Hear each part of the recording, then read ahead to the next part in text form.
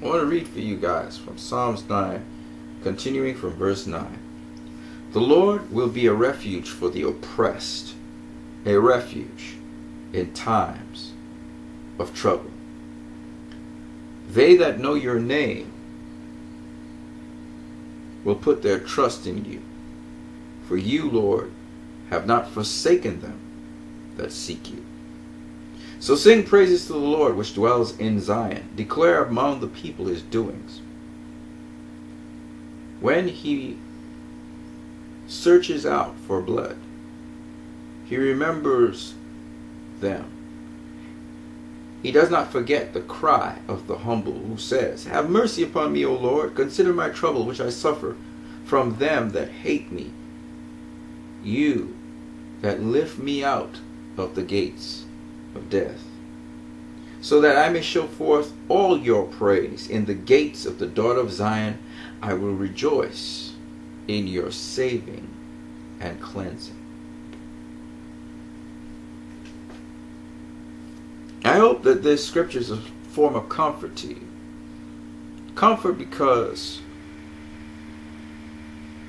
no matter if you are oppressed right now, no matter if you are being hated on right now, just remember, the Lord will never forsake you or abandon you.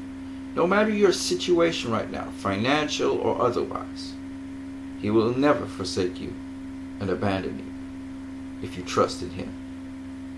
So trust in him. Love always wins. We're talking Wonder Woman. And of course, the focus has been on Wonder Woman. The movie's been performing very, very well.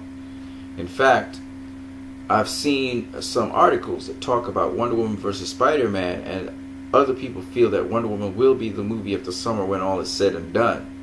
Not only in terms of box office, but also in terms of Academy Award nominated material, because of Patty Jenkins, how she carried about this movie. And quite frankly, I'll be honest with you, I think this is a movie that's going to be remembered for quite a while, because of course of the landmark and the hallmark of which it has really created.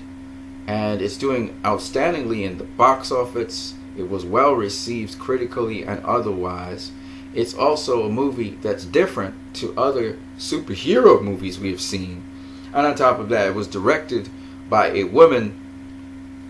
So it's breaking all kinds of records right now and doing all kinds of amazing things. So it's not really going to be surprising if this movie at some point is nominated for an Oscar or gets some sort of well-received award. That's not going to be too surprising, right? Now, in terms of Wonder Woman, however, we want to just show you again how she fits into the Justice League. We saw her for a brief moment in time in Batman v Superman.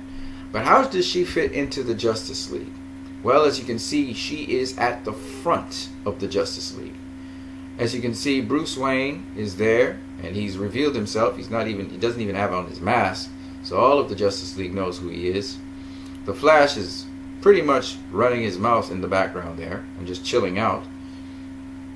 Aquaman is going up the lift as well. I don't know if this is in Batman's plane or if this is in his underground cave. I suspect it's his underground cave. How?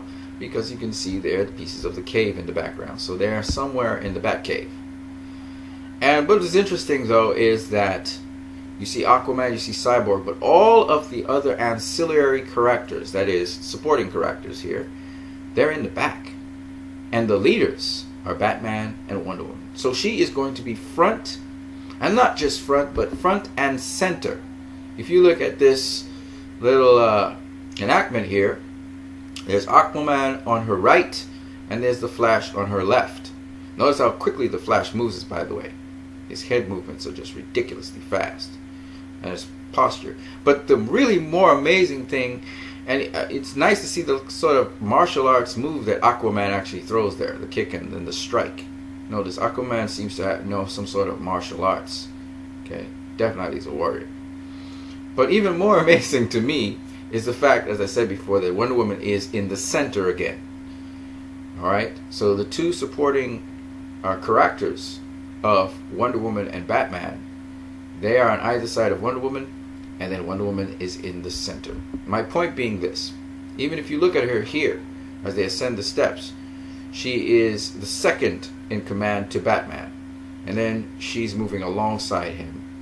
He seems to be leading the way because he knows where they're going. So Wonder Woman is going to be a prominent character in the Justice League. She and Batman are going to be the two prominent characters, Diana and Bruce. So we'll see how that pans out and how things turn out from there.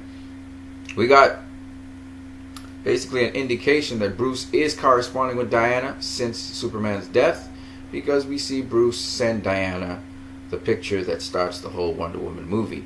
And at the end, we see Diana moving off as Wonder Woman. So Diana is still moving around as Wonder Woman. It's not that she stopped being Wonder Woman. She was moving around as Wonder Woman. I'm just interested to find out two very important things. The first one is, will Wonder Woman actually be called Wonder Woman at some point in time? We know that Superman was called Superman in Man of Steel, and then that translated into a lot of people calling him Superman in Batman v Superman. Will Diana be called Wonder Woman? We saw Batman in the newspaper, in the Gotham newspaper, I believe it was, being called Batman. We haven't seen the Flash being called the Flash or Cyborg as yet, but we haven't seen Wonder Woman called Wonder Woman either. And in her movie, I think that was very unique that she's not even called Wonder Woman. Nobody says anything about Wonder Woman in her movie. I think that's very intriguing. She's just known as Diana. But quite frankly, she's a woman, and there's a lot of wonder around her, so that's also very interesting. So, will she be called Wonder Woman in Justice League?